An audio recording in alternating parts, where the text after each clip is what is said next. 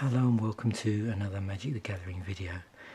So we're now on to the third of the four Commander 2019 decks which I've been unboxing, and this one is the Primal Genesis deck. It's in Naya colours, so that's red, green, white, and features Jared Conclave Exile as the primary commander. As with all the decks, you get three foils in here. The primary commander and the two secondary commanders are in foil. And we'll flip it over, have a look at the back. So it says, join the fray, choose your commander and carve your path to victory in this unique multiplayer Magic format. Team out with Jared and populate an ever-growing army of powerful token creatures to trample your opponents to dust. Jared embraced his rage and joined the Groll clans during the War of the Spark, but his Selesnya roots are still a part of him. He possesses an unparalleled connection with animals, often summoning hordes of mighty beasts to join his destructive rampages. As I've pointed in the other videos, there is a deck box in here, but once you sleeve that up, it's not going to be big enough with really the really thin, tight fit sleeves. It might just about fit in the box. There's also 17 new cards within this deck, although some of those cards are in multiple decks. And there's 10 double-faced token cards. You get a full oversized commander card, only one for the primary commander, a strategy insert, and a reference card, which is basically just the size of a regular Magic card. So let's open this up, have a look at the deck. We'll do the same as I've done in other videos. I'll go through, try and highlight all the new cards, and also any card that's been printed at a rarity, or rare or mythic. And also have a look at the mana base. It looks like with these decks, the basic structure of the mana base is very similar in terms of the dual lands that they choose. They're from the same cycles by the look of things. So we'll see if that sort of pattern carries on in here.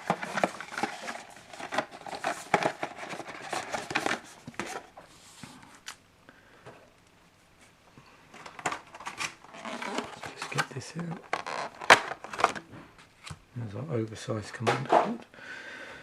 So before we go through the deck, I'll open this up first. We will take a look at the insert. Sometimes these flag up things that I've not noticed from the box. But again, they have same sort of structure to them. So on one part you've got a breakdown of playing the deck, in addition to giving you advice about playing it with the primary commander. There's also approaches for the two secondary commanders here. Now obviously what you tend to find with these decks is, because it's tuned to that primary commander, when you play the secondary one, there's definitely certain cards in here which would definitely be good to be swapped out with something else which would better play to a particular secondary commander's synergies. We have the commander rules reproduced in all of these, and then on the flip side you have the primary commander, the two secondary commanders, and then additionally you'll find a reference to another legendary creature that's in the deck, which so far is basically a two-colour card, a two-colour legendary. So it's not a case of actually being able to swap to that one as well within the confines of this deck. You'd basically have to build a deck around the colours of that particular commander. It normally has 2 out of the 3, so you've basically then got to go away and find a whole load of on commander or commander appropriate cards which fit in with their particular synergies. In addition to that, we'll also probably find, if we're lucky, other legendaries in here. I haven't been now through the whole deck list. I prefer to do that, look at the cards as I'm going through it. So we've got Jared, Conclave Exile, 2 red, green, white, a legendary creature human shaman. It's a 2/5. When Jared, Conclave Exile enters the battlefield, create a 4/4 green rhino creature token with trample. Whenever Jared attacks, populate, the token enters the battlefield tapped and attacking. To populate, create a token that's a copy of a creature token you control. Then for our first secondary commander, also in foil, is Atla Palani Nest Tender, 1 red, green, white, so 1 colourless less to cast. Legendary creature human shaman, or should I say 1 mana of any colour less to cast. 2 tap, create a 0/1 green egg creature token with defender. This is a 2/3 by the way, and whenever an egg you control dies, reveal cards from the top of your library until you reveal a creature card. Put that card onto the battlefield and the rest on the bottom of your library in a random order. And here's our third foil.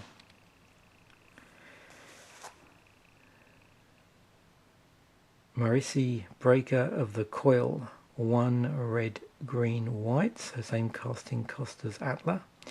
Legendary creature Cat Warrior, it's 5/4. Your opponents can't cast spells during combat. When a creature you control deals combat damage to a player, goad each creature that player controls. So remind the text here for goad. Until your next turn, those creatures attack each combat if able and attack a player other than you if able. And then we have our tokens. Heart Piercer Manticore, so it's very specific here. And this token actually has an ability on it. When Heart Piercer Manticore enters the battlefield, you may sacrifice another creature. When you do, Heart Piercer Manticore deals damage equal to that creature's power to any target. It's a 4/3. So I'll have to see what's producing those. We've got a dragon on the flip side. Angel of Sanctions. Another token with an ability on it. And it's got a horror token on the back, bird token, and sculpture token. Bird, and you can see how different style these tokens are from older tokens. Bird and sculpture, beast and worm. Beast and worm. Something is producing worm tokens. Centaur and an egg. Eldrazi and an egg. Rhino and an egg. And a gargoyle and an egg. Okay.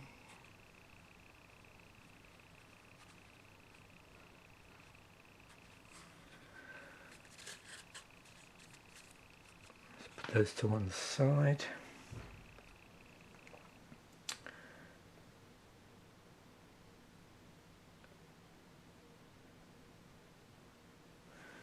Okay, so Cliffside Rescuer is in this deck, and that's a new card, but we have seen it in another deck, I believe. 1 and a white, 2/2 creature core soldier with vigilance. Tap, sacrifice Cliffside Rescuer. Target permanent you control gains protection from each of your opponents until end of turn. And a reminder there about what it means to get protection from something. So it can't be blocked, targeted, dealt damage, enchanted or equipped by anything controlled by those players.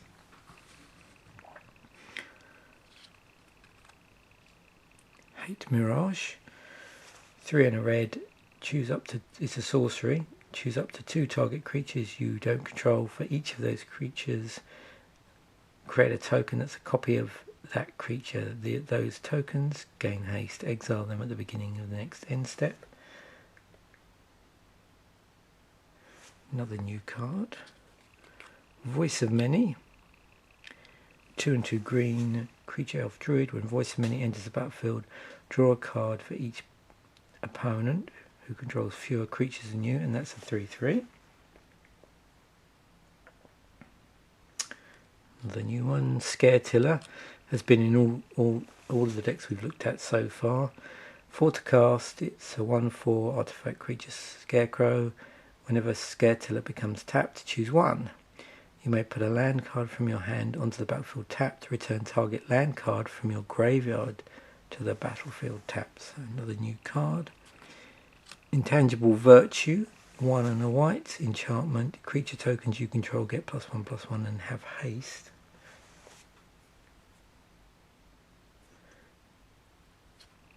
And that's a reprint. Yeah, so we're moving on to the reprints at the lower rarities now. Rockegg is in the deck. Rootborn Defences. Trostani's Judgment. Beast Within is in here. Colossal Majesty. Cultivates in the deck. So we're in green on this deck, so we're going to see some classic ramp cards in here. Druid's Deliverance. It's got Populate on it. Elemental Bond. Explore. Farseek. Garrick's Pack Leader is in here. Harmonize. Card drawing green. And no surprise to see Sakari Tribe Elder in here. Slice in Twain. This is a Naya deck, so we've got the Naya Charm. So that's red, green, white with the 3 modes. Sundering Growth. Vitu-Ghazi Guildmage. They put Lightning Greaves in here. I think first deck we've looked at so far that has Lightning Greaves in it. 2 colourless artifact equipment. Equipped creature has haste and shroud and equipped for 0. So that's a reprint. Soul Ring appears to be in all the decks. And then we're going to have a smattering here of some of the basic lands. So now we move on to our rares.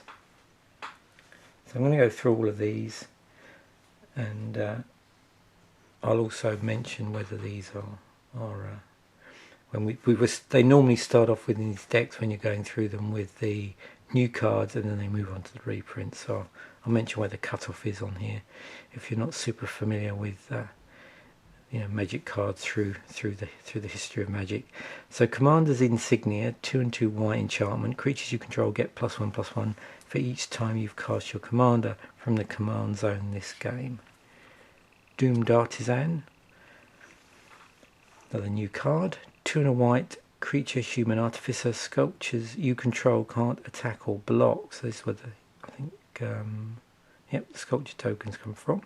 At the beginning of your end step, create a colourless sculpture artifact creature token with this creature's power and toughness are each equal to the number of sculptures you control, and that's a 1/1. Or the Doomed Artisan is. Song of the World Soul, 4 and 2 white. Enchantment, whenever you cast a spell, populate.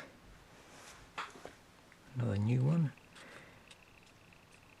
Gired's Belligerence. So you'll see this in the decks. Each deck has a namesake card, and this is X and 2 red sorcery. Gired's Belligerence deals X damage. Divide it as you choose among any number of target creatures. Whenever a creature dealt damage this way dies this turn, populate. Tectonic Hellion. 5 and 2 red creature Hellion. Haste. Whenever Tectonic Hellion attacks, each player who controls the most land sacrifices 2 lands, and that's an 8/5, and it's a new card. Full Flowering, XX and green. Sorcery, populate X times. To populate, create a token that's a copy of a creature token you control. Do this X times. Another new card. and obviously very at home in this deck. Oran Frostfang, so we're still seeing new cards here. 3 and 2 green snow creature snake. That's 2/6. Attacking creatures you control have death touch. Whenever a creature you control deals combat damage to a player, draw a card. Selesnya Eulogist. Selesnya Eulogist. Another new card. 2 and a green creature centaur druids. A 3/3. 2 and a green exile target creature card from a graveyard, then populate. Oh, here's the other commander that's not 3 colours, but is mentioned in that in the strategy guide. Tungarth First Mate, so 2 red green, legendary creature Minotaur Warrior. Tungarth First Mate can't be blocked by more than 1 creature. It's a 5/5. Whenever an opponent attacks with 1 or more creatures, if Tungarth is tapped, you may have the opponent gain control of Tungarth until the end of combat. If you do, choose a player or planeswalker that opponent is attacking. Tungarth is attacking that player or planeswalker. Okay. Opponent is attacking that player or planeswalker.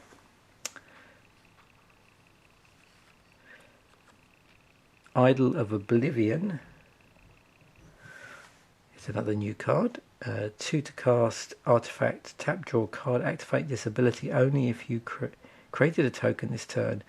8 and tap, sacrifice Idol of Oblivion, create a 10/10 colourless Eldrazi creature token. So we've got Angel of Sanctions, which is at Mythic. And this is a reprint. So 3 and 2 white, creature angel. It's a 3/4 with flying. When Angel of Salvation enters the battlefield, you may exile target non-land permanent an opponent controls until Angel of Sanctions leaves the battlefield. And it's got Embalm for 5 and a white. So with that, you get to, for 5 and a white, exile this card from your graveyard, create a token that's a copy of it, except that it's a white zombie angel with no mana cost, Embalm only as a sorcery. Wingmate Rock, 3 and 2 white, 3/4 creature bird. It's a mythic flying and it has raid. When Wingmate Rock enters the battlefield, if you attack with a creature this turn, create a 3/4 white bird creature token with flying. When Wingmate Rock attacks, you gain 1 life for each attacking creature. Dragon Master Outcast, single red, it's a 1/1 creature human shaman. At the beginning of your upkeep, if you control 6 or more lands, create a 5/5 red dragon creature token with flying. It's also a mythic. We have a monocolour legendary creature here in the form of Felden of the Third Path. 1 and 2 red, 2/3 legendary creature human artificer. 2 and a red, tap, create a token that's a copy of a target creature card in your graveyard, except it's an artifact in addition to its other types. It gains haste. Sacrifice it at the beginning of the next end step. Our Planeswalker here, because all the decks seem to feature a Planeswalker, is Garrick Primal Hunter. 2 and 3 green, legendary Planeswalker Garrick. 3/3 loyalty. Its +1 is create a 3/3 green beast creature token. -3, draw cards equal to the greatest power among creatures you control, and the -6 is create a 6/6 green worm creature token for each land you control. Giant Adaptphage, 5 and 2 green creature insect with trample. Whenever Giant Adaptphage deals combat damage to a player, create a token that's a copy of Giant Adaptphage. That's a 7/7. Was it mythic? Soul of Zendikar, 4 and 2 green, 6/6 creature avatar with reach. 3 and 2 green creature, create a 3/3 green beast creature token, or 3 and 2 green In fact, yeah, the way this is, you could, if you have enough mana, you could invest it into all these abilities. So you could create your 3/3 green beast creature token, and then for another 3 and 2 green, exile Soul of Zendikar from your graveyard, create a, oh, so yeah, I get it. So one is if it's in play, one would be if it's in the graveyard. You get to create a 3/3 green beast creature token. Another legendary here, Trostani Selesnia's Voice, 2 green, 2 white. It's a 2/5 legendary creature Dryad. Whenever another creature enters the battlefield under your control, you gain life equal to that creature's toughness. 1 green, white, tap, populate. Desolation Twin. 10 to cast. It's a 10/10 creature Eldrazi. When you cast this spell, create a 10/10 colorless Eldrazi creature token. Hour of Reckoning, 4/3 white sorcery with Convoke. So you can use creatures to help you cast this spell, where each creature you tap while casting the spell pays 1 or 1 mana of that creature's color. Destroy all non-token creatures. Phyrexian Rebirth, one of my favourite cards in white in Commander. 4 and 2 white sorcery. Destroy all creatures and create an XX colourless horror artifact creature token, where X is the number of creatures destroyed this way.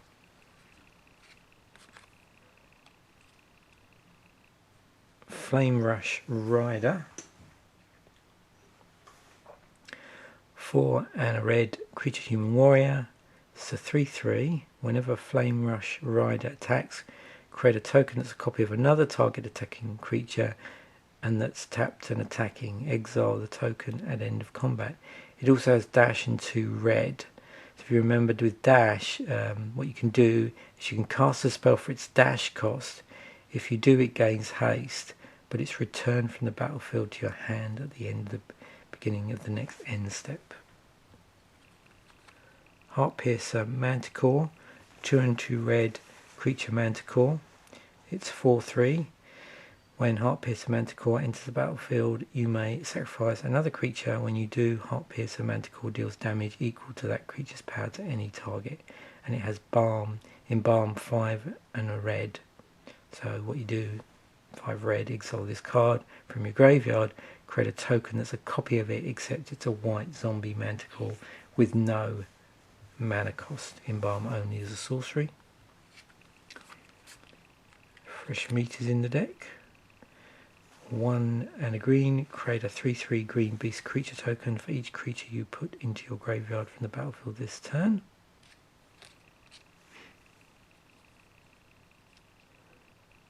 Momentous Fall.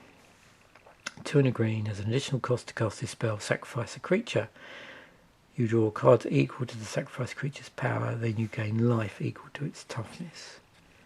Rampaging Balos is in this deck. 4 and 2 green, 6/6. Creature beast with trample and landfall. So whenever a land enters the battlefield under your control, you may create a 4/4 green beast creature token. Second Harvest, 2 and 2 green, instant. For each token you control, create a token that's a copy of that permanent. Shamanic Revelation, 3 and 2 green sorcery. Draw a card for each creature you control. Has Ferocious on it, so you gain 4 life for each creature you control with power 4 or greater. Thragtusk is in the deck. 4 and a green, creature beast, 5/3. So when Thragtusk enters the battlefield, you gain 5 life, and when it leaves the battlefield, you create a 3/3 green beast creature token. Another legendary creature, Amara Tandris, 5 green white, 5/7 legendary creature elf shaman. Prevent all damage that would be dealt to creature tokens you control. Growing Ranks, 2 green white hybrid mana. Enchantment at the beginning of your upkeep, populate. So we've seen populate already. Wayfaring Temple, 1 green white creature elemental. Its power and toughness comes from the ability on here. So Wayfaring's power and toughness are equal to the number of creatures you control. Whenever a Wayfaring Temple deals combat damage to a player, populate. Mimic Vat's in here. So 3 to cast, artifact, imprint. Whenever a non-token creature dies, you may exile that card. If you do, return each other card exiled with Mimic Vat to its owner's graveyard. 3 tap, create a token that's a copy of a card exiled with Mimic Vat. It gains haste, exile it at the beginning of the next end step.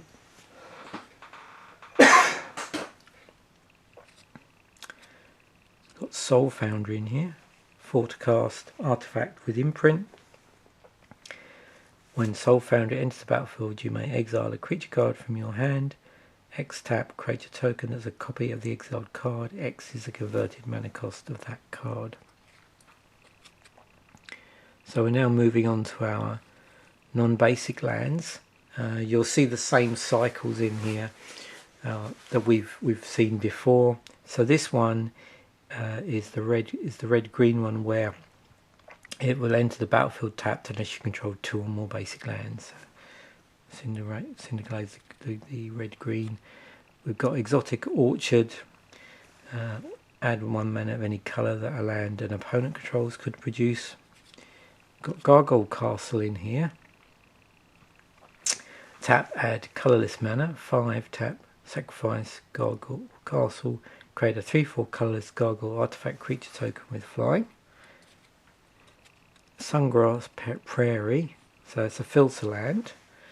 You pay 1 tap, add green or white.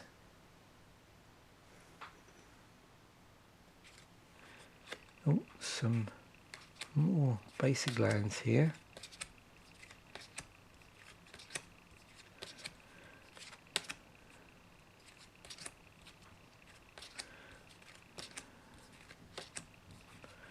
And after that we should see the rest of the non-basics.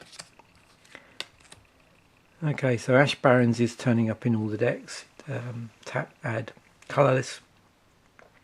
It's got basic land cycling on it for 1, so you discard the card, search your library for a basic land card, reveal it, put it into your hand, then shuffle your library. Blossoming Sands. So we've seen this cycle before. It's the green-white one where it comes into the battlefield tapped, and when it enters the battlefield you gain 1 life. Boros Garrison, one of the lands from original Ravnica. So this one, you tap, it sort of taps and bounces, but when it is ready to go, you get to tap it for red and white together. So it's cool. Command Towers in here. Add 1 mana of any colour in your commander's colour identity. Evolving Wilds. So you tap it, sacrifice it, search your library for a basic land card, put it onto the battlefield tap, then shuffle your library. Grey Pelt Refuge. As they enter the battlefield tap with life gain in green-white. Gruul Turf. The red-green. Tap and bounce land. Jungle Shrine is in here, so all of the decks we've seen so far have all been 3-colour decks, so we've seen the appropriate 3-colour tricolour land here. So Jungle Shrine enters the battlefield tapped, add red, green, white. Kazundu Refuge comes into the battlefield tapped, life gain, and it's the red, green one. Croson Verge. So this enters the battlefield tapped. You can tap it to add colourless mana, but also for the cost of 2 you sacrifice it and search your library for a forest card and a plains card, put them onto the battlefield tapped, then shuffle your library. Myriad Landscape, tap for colourless. It enters the battlefield tapped. For cost of 2 sacrifice it and search your library for up to 2 basic land cards that share a land type. Put them onto the battlefield tapped, then shuffle your library. I think we've seen these in all the decks so far. The Croson Verge, I'm not sure if we've seen the rest of the cycle in the other decks yet. You'll find this with the mana base in these, in a particular like commander group of decks from a particular year. You'll find that they have the same cycle across all the decks, and then now and again they'll stick in like a land that isn't part of cycle that you've seen in the other decks. So you always get, I always like the land base in the Commander products generally. It's not a super expensive land base, but it does touch quite a few bases. So we've got Naya Panorama. I think this is the first time we've seen a panorama in one of these this particular group of commander decks. So tap, add 1 colourless, 1 tap, sacrifice Naya Panorama, search your library for a basic mountain, forest or plains card and put it onto the battlefield tapped. Then shuffle your library. So just while we're looking at this, one of the points with this which is useful to remember, if you're looking for obviously tricolour lands to use, then it makes sense to look at the sets where 3 colours were a thing. So we had the Shards of Alara block where that was a 3 colour set and it had the shards. But we've had other sets where there's been 3 colours in, and Wizards will generally create lands that are able to fix for 3 colours in that particular set. So again, if you're looking for additional swap outs or something to help with you building decks, then with multiple colours, then think of obviously about the sets where certain combinations of colours were a thing. So you can see that's why when they're in these 3 colour decks where they're looking for dual lands or 2 colour fixing as part of those 3 colours, then they'll often go back to things like the original Ravnica is always a good place for that sort of stuff. Rogue's Passage is in here. So tap, add colourless, 4 tap, target creature can't be blocked this turn. Rugged Highlands, so this is another one of the tap and life gain lands where you tap, add red or green for Rugged Highlands. Selesnya Sanctuary, one of the original tap and bounce lands from Ravnica in green-white. And not surprisingly, Terramorphic Expanse. Tap, sack, Terramorphic Expanse, search your library for a basic land card, put it into your battlefield tapped, then shuffle your library. And then finally, bring out the rear, we have this reminder card for popular Magic formats. So there we have it, another very interesting deck as part of this series. This is going to be, this is the 3rd of the 4 decks. And as such, it's going to basically be I think the last of the 4 decks that is tricolour. The last one is like a dual colour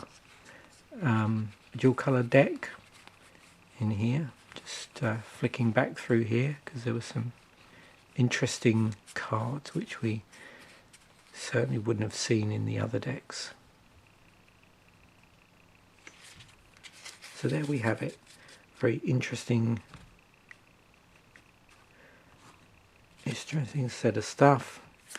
As you know, I always like doing the Commander unboxings, because particularly if I've not looked at the deck list, tried to avoid doing that, it's always interesting to see what crops up in these decks in terms of reprints and also new stuff. So thanks for watching, bye for now.